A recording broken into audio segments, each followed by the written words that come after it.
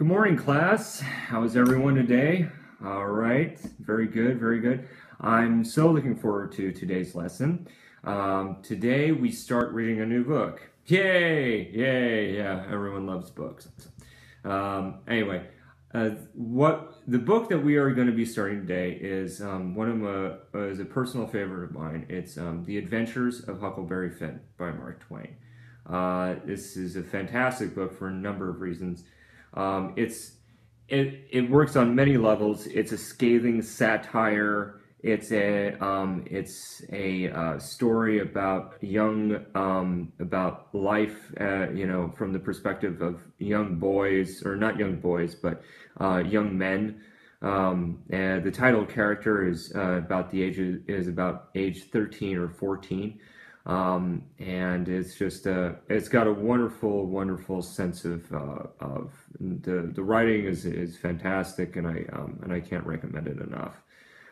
Anyway, it's also an adventure story, or so it claims to be. And now the reason I bring that up is today, before we get into that book, we have a new lit mystery, and the lit mystery involved is the case before you and your partner, is what is an adventure. Now, I know that sounds kind of like, I guess self-explanatory. We all know what adventures are, or do we?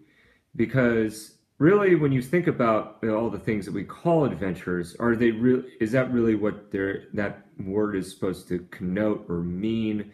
It's the word adventure has a direct root or cause to a lot of previous literature, and in particular, the story of Huck Finn is one of that requires because it's such a complex novel, as we'll find out.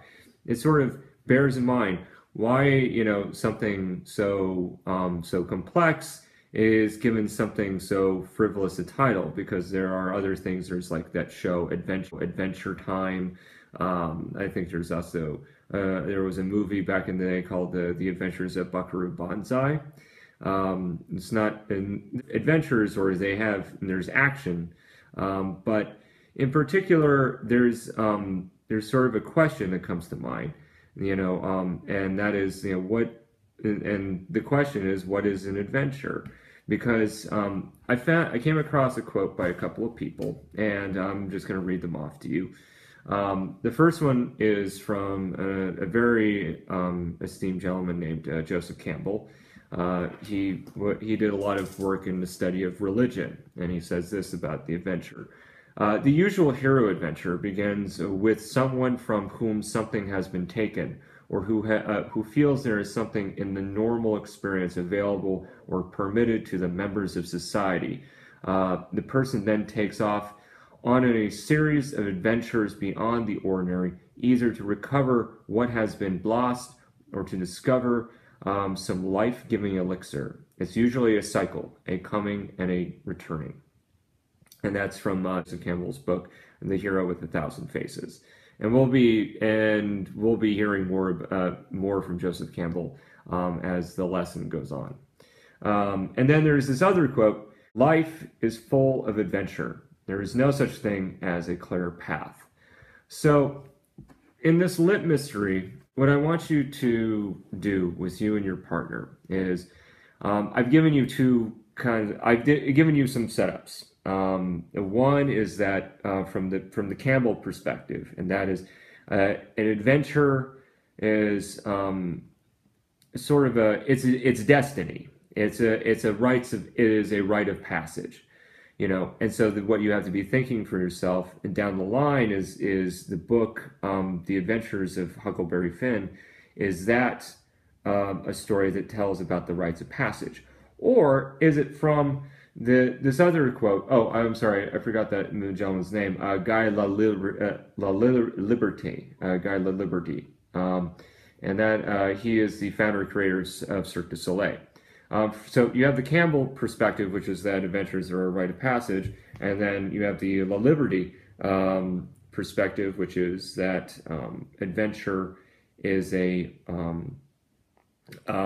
series of events, and it happens continuously. There's no like one great adventure and then everything is over. It's a series of events, and it's not a clear path. It's not. It's just they are standalone situations, so to speak, that don't have anything to do with say destiny or the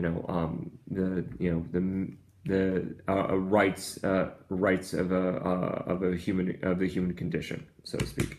So what I want you to do with your partner, of course, one of you is the Mulder and one of you is the Scully, and that's the kind of, and you can use either of, if you can go with either of these camps, these lines of thought already, or you can come up with your own. But I want you to explore this concept of what is an adventure, and I want you to use, of course, and you need to use 3 pieces of information to develop your argument, to prove your case, so to speak, and the one piece of evidence, it can be you can use text as an academic text that's outside of the classroom experience.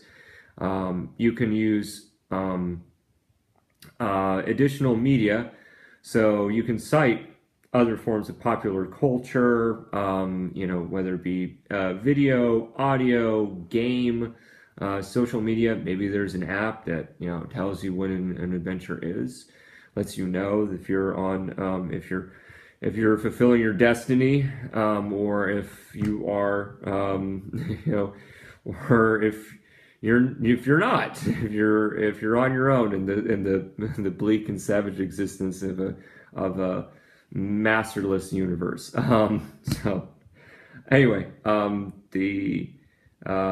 we got so you can do that. Also, last piece, you can use personal anecdote. Say if you, for example, say if you had a harrowing journey, either coming to this country, or you overcame triumph, some sort of personal triumph, that, so to speak, a personal hardship, and you overcame that, and there was a journey involved in that experience. It doesn't have to necessarily be over distance, just something an event that you had to confront. You could also bring that into play. Or if you had a really I guess, like if your own family history goes back generations, they came to this country and they had to overcome racism or